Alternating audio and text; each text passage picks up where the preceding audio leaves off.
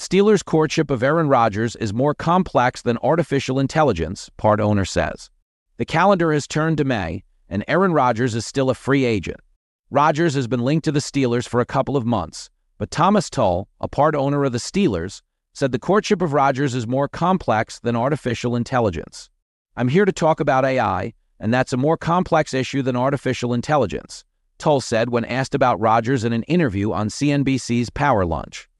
The team has 3 quarterbacks on its roster: Mason Rudolph, Skylar Thompson, and 6th-round draft pick Will Howard. After Russell Wilson departed Pittsburgh and signed with the New York Giants, the Steelers have been mentioned as a possible landing spot for the 4-time MVP because most teams seem to have their starting quarterbacks for the 2025 season in place. And Rodgers has not closed the door on retirement. "I'm open to anything and attached to nothing. Retirement could still be a possibility, but right now my focus is and has been and will continue to be on my personal life.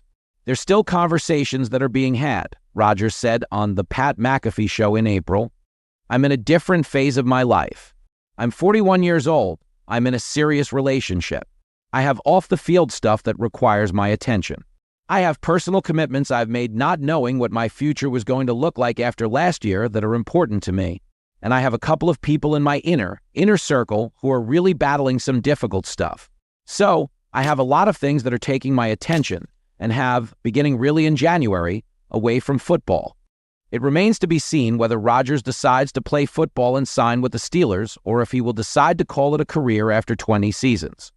With the New York Jets last season, Rodgers threw for 3,987 yards, 28 touchdowns, and 11 interceptions in 17 games. Regardless of who ends up starting for the Steelers in Week 1, they will not have George Pickens as a receiver. The team traded Pickens to the Dallas Cowboys on Wednesday.